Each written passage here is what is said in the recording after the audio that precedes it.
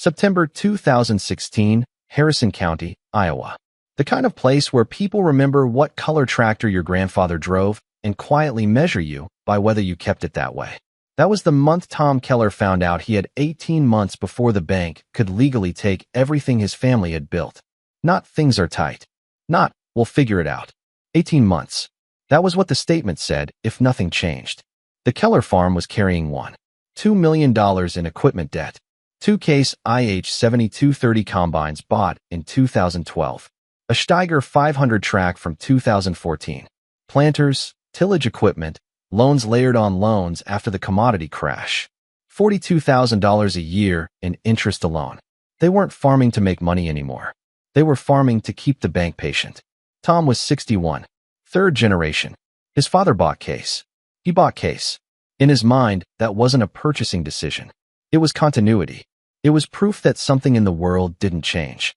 His son Jason was 29, old enough to know the numbers, young enough to still believe numbers could fix things. The morning it broke open, Tom was at the kitchen table with the credit statement spread flat in front of him. Jason stood at the counter with a printed auction listing in his hand. A used Massey Ferguson 9545. 6 years old. 1,847 engine hours. Selling at auction in Missouri. Estimated $130,000 to $150,000. Jason had circled the line in pen. Tom didn't need to look up to know what it was. They had already argued about it 3 times that month. We're not switching brands, Tom said. Calm. Final. Jason didn't match the tone. We can't afford not to. Tom slid the credit statement forward. We owe $290,000 on that 7230. It's worth maybe $170. We stick with what we know. Jason stepped closer to the table. Dad, we're underwater. The Massey's going to sell around $140. Lower hours. Bigger tank. It'll do the job. Tom's jaw tightened. You don't know Massey. You don't know their service. We know Case. Jason didn't raise his voice, but he didn't back down either. What we know is we're losing the farm in a year and a half. That was the line that hung in the air. Not dramatic. Not loud. Just true. Tom stood up. My father bought Case. I bought Case. You'll buy Case. That's how it works. Conversation over. Except it wasn't. That afternoon Jason called the auctioneer. He asked for the full spec sheet. He called a Massey Tech in Des Moines and asked about parts availability.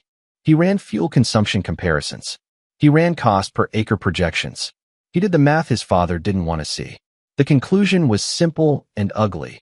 Loyalty didn't cover interest payments. 3 weeks later, Jason drove 7 hours south to an auction outside Joplin, Missouri. He didn't tell his father where he was going. He took a cashier's check for $20,000 as deposit and the farm's line of credit card in his wallet. He walked the lot once before the bidding started.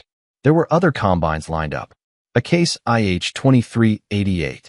A John Deere S680. 2 New Hollands. The Massey Ferguson 9545 sat quiet on gravel. Clean. Not polished for show, just maintained. He climbed into the cab. Turned the key. It fired on the first crank. No smoke. No shake. He cycled the header controls. Checked the display. Everything responded. He climbed down and waited with the crowd. Bidding opened at $90,000. Jumped to $110. Slowed at $125. A dealer from Kansas pushed it to $135. Jason raised his card at $140. The dealer hesitated. Shook his head. The auctioneer called it twice. Sold. $140,000. In that moment, Jason knew 2 things. If he was right, he might save the farm. If he was wrong, he might lose it faster. For days later, the Massey rolled off the trailer into the Keller yard. Tom stood at the shed door. He didn't speak. He didn't yell. He didn't ask how much. He just looked at the red and silver machine parked next to 2 Case combines and walked back inside. Jason's mother came out later with a thermos of coffee and handed it to him. He'll come around, or he won't, she said. But you did what you had to do. Harvest started October 8th. The Kellers had 2,100 acres of corn and 1,800 of soybeans. In a normal year, they ran both Case combined side by side and cleared corn in 3 weeks. This year, Jason parked 1 Case in the shed. He put the Massey in the field next to the remaining 7230. Tom refused to ride in the Massey the first day. He climbed into the Case without a word. By noon, the difference was already measurable. The Massey was cutting 42 acres a day in corn. The Case was managing 34. The Massey's grain tank held 350 bushels. The case held 300. Fewer unloads. Less idle time. Fuel burn was lower. Grain loss out the back barely registered. Jason checked the settings twice because he didn't trust numbers that clean. At the end of the first week, the Massey had handled 350 acres. The case had done 250. Tom didn't comment, but he stood at the edge of the field one afternoon watching both machines work. He stayed there 20 minutes. The second week, the case threw a feeder house belt. Minor fix. 20 minutes of labor. Half a day lost waiting on parts. The Massey kept running. Jason pushed it until 9 at night under lights. That evening, Tom brought a sandwich to the field. He climbed into the passenger seat of the Massey cab, sat in silence for 10 minutes. Then he asked, "How's it handle?" "Better than I expected," Jason said. Tom watched the loss monitor. "Case is showing 0.8, he said quietly. The Massey was showing 0.3. It was the first crack. By the end of October, the corn was finished 4 days ahead of schedule. The Massey had cut 1,100 acres. The case had done 1,000. Fuel costs were down 18% from the previous year. The Massey required 0 service calls. The case needed 2. Soybeans came next. Tight margins. Every bushel mattered. They ran both machines again, but Tom stopped arguing about which one he drove. Most days he chose the Massey. There were no speeches. No apology. Just numbers stacking up. When harvest ended, Jason sat at the kitchen table and wrote the totals on a pad. Operating cost for the Massey that season, $11,000. For the case, $14,000. Per acre, the Massey was cheaper. Faster. More reliable. They had paid $140 for it. If they sold the second case, $72.30, they could clear roughly $20,000 after loan payoff. $20,000 would wipe out the Massey's purchase and leave them ahead. Jason slid the paper across the table. Tom read it. Long pause. "You're saying we sell the case," Tom said. "I'm saying we can't afford 2 combines when one of them is costing us more and worth less every month," Jason answered. Tom leaned back. No anger this time. No line about his father. Just calculation. Finally, he nodded once. "Call the dealer. See what they'll give us." It wasn't a victory. It wasn't a celebration. It was a decision. 2 weeks later, the case sold at auction for $162,000. Loan payoff was $141. They walked away with $21,000 in cash. $15,000 went straight toward interest on the Steiger. The rest went into operating. For the first time in 3 years, the Keller farm wasn't suffocating. That winter, Jason went through the Massey inch by inch. Oil, filters, belts, diagnostics. No warning lights. No codes. It had completed a full season without missing a day. Tom stopped defending case at the co-op. He stopped explaining the switch. One morning in January, Jason walked into the shed and found his father sitting in the Massey cab reading the operator's manual. Tom didn't look embarrassed. He didn't justify it. He just said, "Want to make sure we're running it right next season." That was as close to acceptance as he knew how to say. But the real test wasn't 2016. It was whether one machine could carry the whole farm when things got worse. And in Harrison County, they usually did. Spring 2017 came in wet and slow, the kind of spring that doesn't announce itself with disaster, but with small delays that stack up until you realize you're behind before you've even started. The fields in Harrison County took longer to dry. Planters sat still more mornings than Tom liked, and every day that passed without seed in the ground felt like borrowed time. The second case combine was gone now. There was no backup machine sitting in the shed. No safety net painted red. Just the Massey Ferguson 9545, cleaned, serviced, waiting. Cash flow had improved after the sale. Interest pressure had eased, but there was no illusion that they were safe. They were stable, not secure. And stability on a farm depends on weather as much as numbers. Jason ran projections at night. If yields held and the Massey performed like it did in 2016, they could keep climbing out. If either failed, they were exposed. Tom didn't talk about risk anymore. He talked about timing. "We plant corn first," he'd say. "Beans right behind it." Same plan as always. But there was a difference now. When neighbors asked why they'd sold a combine, Tom didn't give a speech about tradition. He said, "We ran the numbers." That was it. By mid-June, it was clear planting had been uneven. Some fields looked strong. Others showed gaps and inconsistent stands. July heat settled in without apology. Yields were going to vary. That meant harvest would demand precision. No room for downtime. No margin for breakdowns. One machine would have to do the work of two. Jason felt it before Tom said it. This season would decide whether 2016 was luck or proof. Harvest 2017 started September 20th, later than usual. Corn moisture was acceptable but inconsistent. Some fields were pushing 190 bushels per acre. Others barely cleared 150. The first morning Jason fired up the Massey, he paused a second longer than he had the year before. Not out of doubt, out of awareness. This wasn't a test run anymore. This was commitment. Tom handled the grain cart and trucks. Jason took the combine. For 100 acres in the first week. No breakdowns. No warning lights. Fuel consumption steady. Grain quality clean.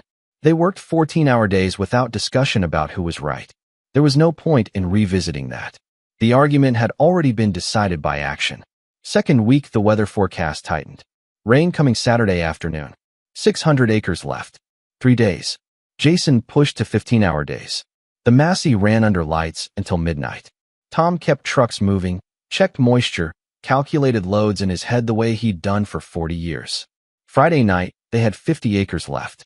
50 acres between them and soaked fields that could delay harvest a week or more. Saturday morning, Jason was in the seat at 5 a.m. The engine started clean, same as every time before. No drama, just ignition. Tom was in the cart by 5:30. They cut steady. No wasted passes. No unnecessary stops. By 11 a.m., the last rows were down. The final load was rolling toward the elevator when the first gray clouds thickened on the horizon. Jason parked at the field edge and climbed down.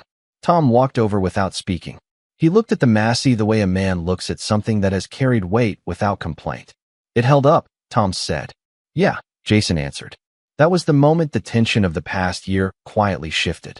Not erased. Shifted. They washed the machine before the rain hit at 2 p.m. Not because it needed it. Because that's what you do when something shows up for you. Soybeans began early October. 1,800 acres. The Massey handled all of it alone. 31 days. 0 breakdowns. 0 service calls. Operating cost for the full 2017 season landed at $12,000. Jason ran the totals at the kitchen table again. 2 years now. Over 4,000 acres cut across corn and beans. $23,000 in operating expenses. The case combines would have cost roughly $38,000 for the same workload. $15,000 saved in 2 seasons. And the Massey was still worth roughly what they paid. Jason slid the figures across the table. Tom studied them longer this time. What's it worth right now, he asked. Used market says 135 to 145, Jason replied. Tom leaned back. So we bought it for 140, worked it 2 years, saved 15 grand, and it's still worth about what we paid. He didn't smile wide. He didn't laugh. But something in his posture eased. That's a good machine, he said. It wasn't praise for a brand. It was acknowledgement of performance. Winter 2017 felt different than the winter before. The bank calls were shorter. The operating account didn't hover near empty. They refinanced the Steiger at a lower rate. They weren't thriving yet, but they were no longer bracing for collapse. Jason noticed other changes too. Tom stopped leading with brand loyalty in conversations at the co-op. When neighbors asked about the switch, he didn't defend it. He didn't justify it. He simply said, it made sense. That was new. One afternoon in March, a neighbor named Ed Hartman pulled Jason aside at the co-op. Ed ran 2,800 acres and had been John Deere loyal since the 1980s. 2 S-Series combines. Heavy debt. I heard you switched, Ed said. How's it working? Jason didn't oversell. Best equipment decision we've made in 10 years. Ed asked what it cost to run. Jason told him. Ed did the math in his head and went quiet. I'm spending $42,000 a year just keeping mine running, he said. And I'm underwater. Jason didn't push. He just said, look at the numbers. 3 months later, Ed bought a used Massey Ferguson 9560 at auction in Nebraska and sold one of his Deere combines to pay down debt. Jason didn't need to celebrate it. He understood what it meant. The shift wasn't about color anymore. It was about survival. Harvest 2018 would be the 3rd season. By then, the Massey wasn't controversial. It was operational reality. They cut 2,100 acres of corn and 1,800 of beans in 34 days. 1 belt replacement. Total operating cost, $11,800. 3 seasons. Over 6,000 acres. $34,000 in total operating expenses. The case combines they used to run would have cost around $56,000 for the same workload. $22,000 saved in 3 years. The machine still held roughly $135,000 in value. Jason looked at the numbers and realized something had changed in a deeper way than debt reduction. They weren't reacting anymore. They were planning. The farm wasn't in crisis mode. It was in management mode. One evening after finishing calculations, Tom walked into the kitchen, poured coffee, and sat down across from Jason. "How much are we up?" he asked. "$20,000 over 3 years, Jason said. "Plus we own the Massey outright." Tom nodded slowly. "If we'd stuck with Case, we'd probably be listing equipment at auction right now." There was no bitterness in his voice, just recognition. After a long pause, he added, "I'm glad you didn't listen to me." Jason looked up. That sentence carried more weight than the numbers ever did. But even then, the story wasn't finished. Because saving the farm once doesn't guarantee you'll never have to fight for it again. And in Harrison County, nothing stays easy for long. By winter 2018, the Keller farm had something it hadn't had in years. Quiet that wasn't hiding panic. The bills still came, the work still stacked, but the numbers stopped feeling like a countdown. Jason didn't celebrate it out loud because farms don't reward arrogance, and because he knew how fast a decent year can turn. He also didn't forget what it cost to get here. The switch didn't just change their equipment line. It forced a father and son to renegotiate who was allowed to be right. Tom had said he was glad Jason didn't listen, and for most people that would have been the end of it, a neat line to close the chapter. For Tom Keller, it wasn't that simple. He could accept the result without being fully comfortable with what the result said about him. For 40 years, he had used loyalty like a rulebook, not because he was stubborn for no reason, but because in farming, consistency is a kind of safety. If you always bought the same brand, you always knew who to call, you always had the parts guy's number, you always knew where the weak points were, and you didn't have to admit you were guessing. Switching meant admitting you didn't know.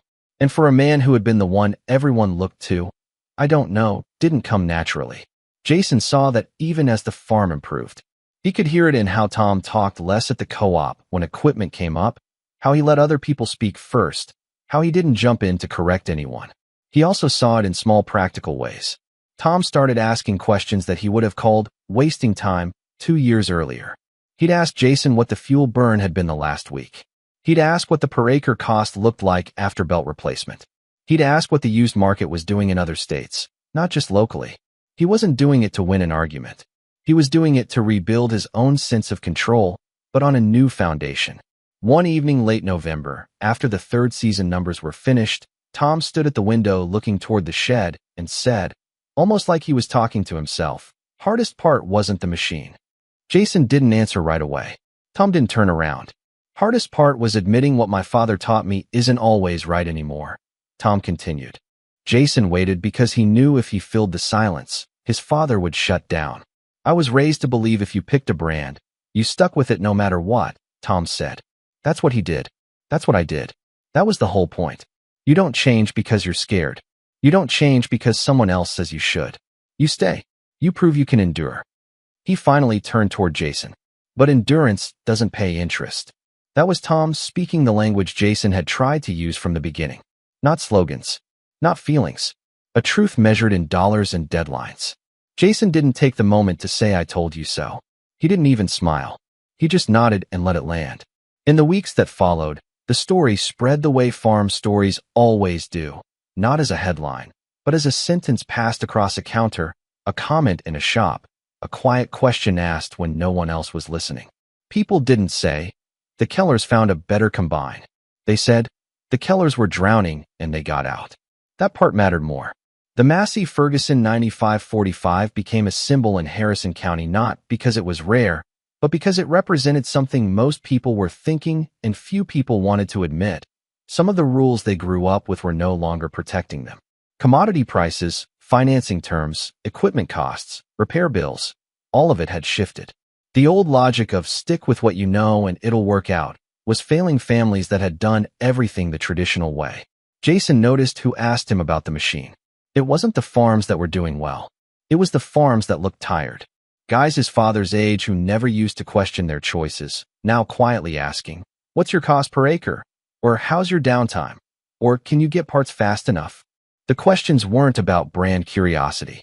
They were about survival math. And each time Jason answered, he kept it simple. He talked acres. He talked fuel. He talked service calls. He talked what the machine was worth after years of work. He never framed it as winning. He framed it as breathing room, because that's what it had given them. The Case IH dealer in town noticed too. At first it showed up as a change in tone. Before, when Tom walked into the dealership, the salesman would come out smiling, calling him by name, talking like they'd known him forever, because they had. Tom had been loyal since 1997. He was a walking advertisement. After the switch, those smiles tightened. The handshake became shorter. The conversations became business instead of friendly.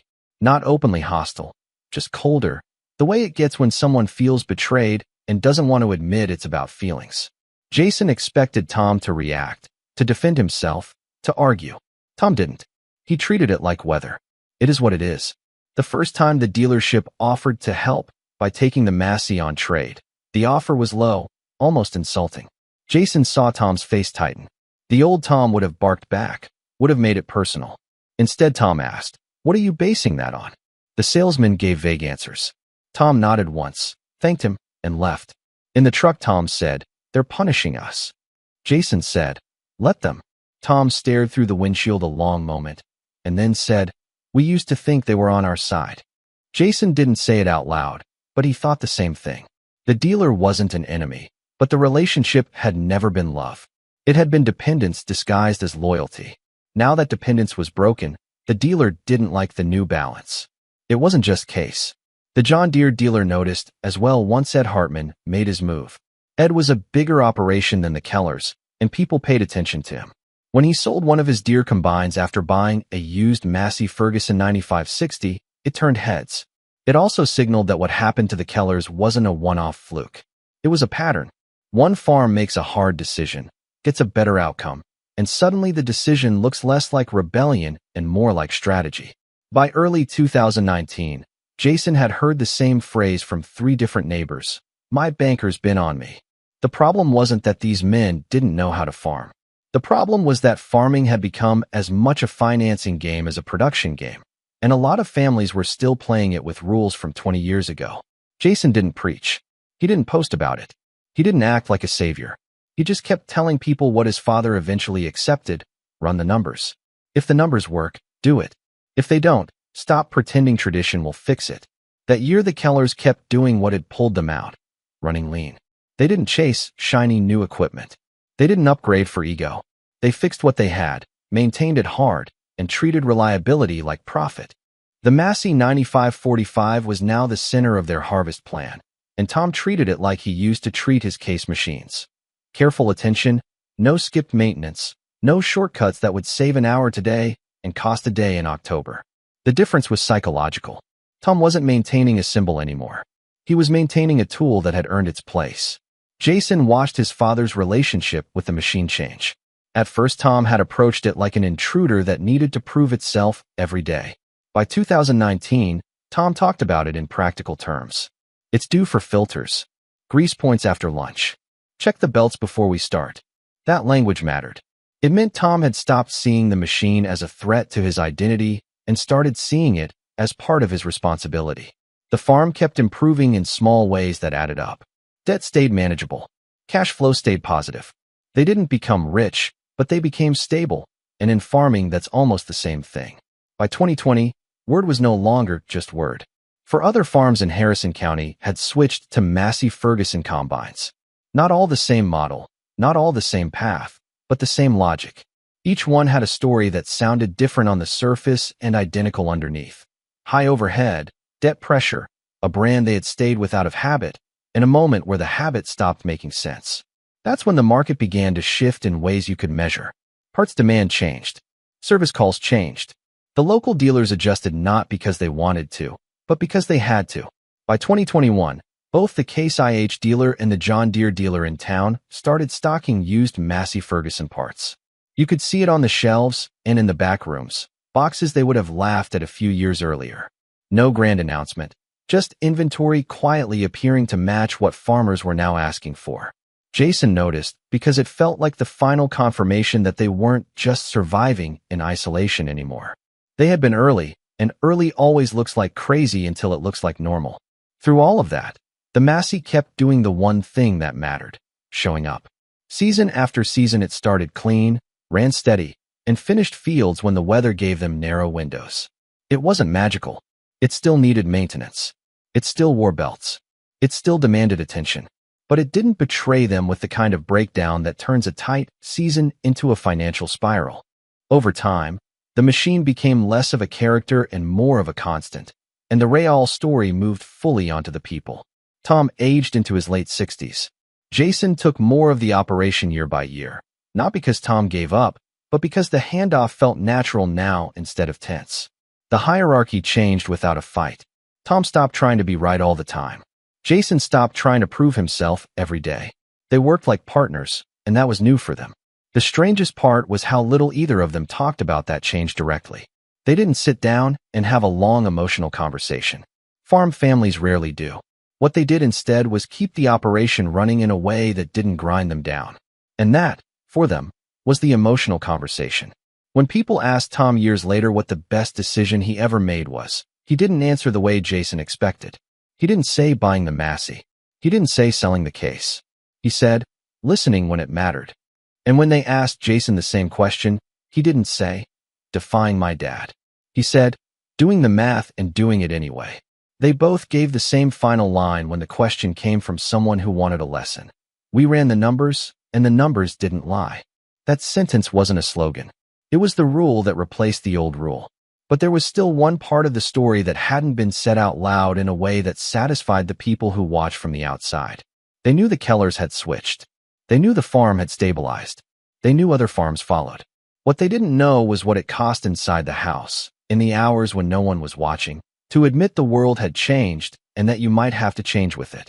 And that part, the part that made it more than an equipment story, was still sitting in Tom Keller's chest, waiting for the one moment when he would finally say it plainly, not as a calculation, but as a truth about himself.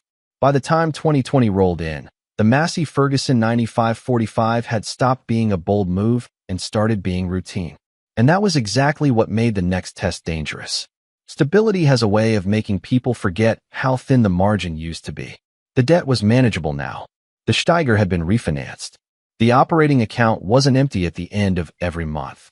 But farming doesn't care about your recent wins. It resets every season. Spring 2020 brought volatility that had nothing to do with equipment. Markets were unpredictable. Input costs shifted. Conversations at the co-op weren't about color anymore. They were about uncertainty.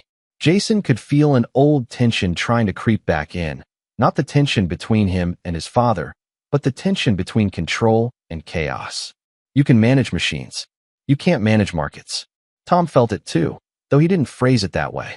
One evening in late May, after reviewing forward contracts and projected yields, he said, "We did the right thing. But that doesn't mean we're safe." It wasn't pessimism.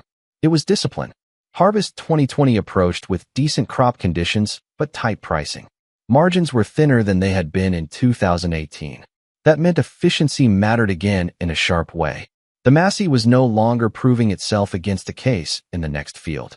It was proving itself against shrinking profit per acre. If fuel spiked, if downtime hit at the wrong hour, if yields dipped below projections, the cushion they had built could erode fast. Jason prepared differently that year. He didn't just service the machine, he stress-tested the plan. He ran scenarios. What if yields drop 10%? What if fuel costs rise 15%? What if they lose 2 days to breakdown? He built conservative projections instead of optimistic ones. Tom watched him do it and didn't interrupt. A few years earlier he would have said, "We'll deal with it when it happens." Now he said, "What's worst case look like?" That was the quiet evolution. Harvest started clean. Corn moisture was workable. The Massey ran steady. The first week passed without incident. Jason almost relaxed. Then on a Wednesday afternoon, midfield, the yield monitor glitched.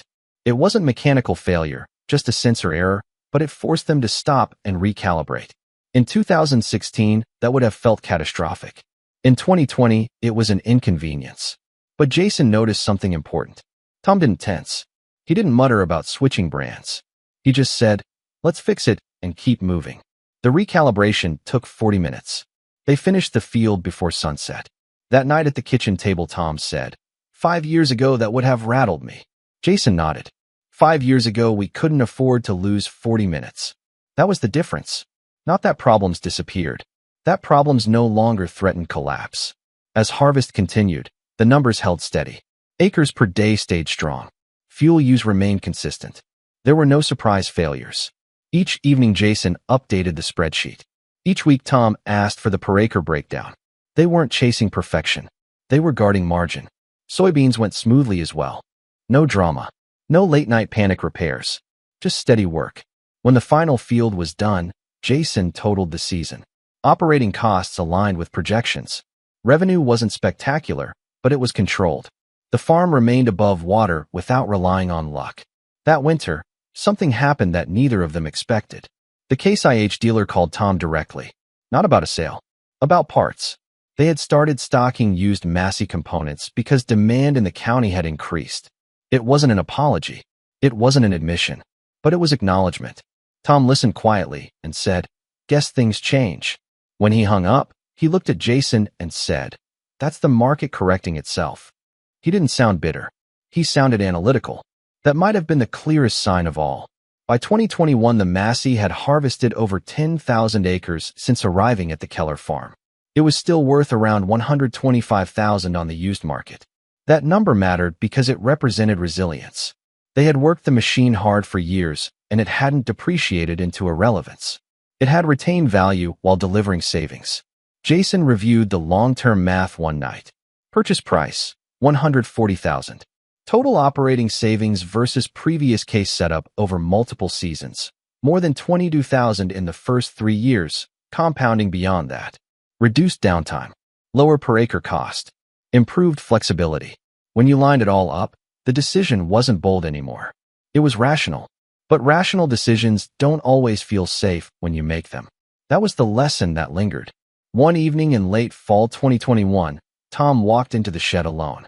He climbed into the cab of the Massey and sat without turning the key. He didn't do it out of nostalgia. He did it because he wanted to measure something privately. He thought about 2016, about the kitchen table, about the sentence he had thrown at his son. "My father bought Case. I bought Case. You'll buy Case." He let the memory sit without defending it. Then he thought about the day he said, "I was wrong." That one had been harder. Not because he didn't believe it, but because saying it meant releasing a version of himself that had felt stable. When Jason walked into the shed and saw him there, he didn't joke. He didn't interrupt. Tom looked down at the controls and said, "You know what I realized?" Jason waited. Loyalty isn't about sticking with a brand. It's about sticking with what keeps this place alive. It wasn't dramatic. It wasn't loud. But it was the cleanest summary of everything that had happened since 2016. Jason leaned against the doorway. "We stuck with the farm," he said. Tom nodded once. "That's the only loyalty that matters." They didn't hug. They didn't shake hands. They just stood there in the shed, the machine between them no longer a symbol of conflict, but a reminder of what choosing survival over pride had bought them. Outside, Harrison County kept moving the way it always had. Tractors rolled. Combines changed hands. Dealers adjusted inventory. Neighbors compared notes. The story of the Keller farm wasn't flashy anymore. It wasn't controversial. It had become ordinary. And that was the final transformation. What started as a risky deviation from tradition ended as a new normal grounded in numbers, discipline, and a willingness to adapt. But there was still one final layer to the story, the part that would only make sense when enough time had passed to see the full arc. Because saving a farm once is one thing. Changing the way a generation thinks is another. And that realization was just beginning to settle in.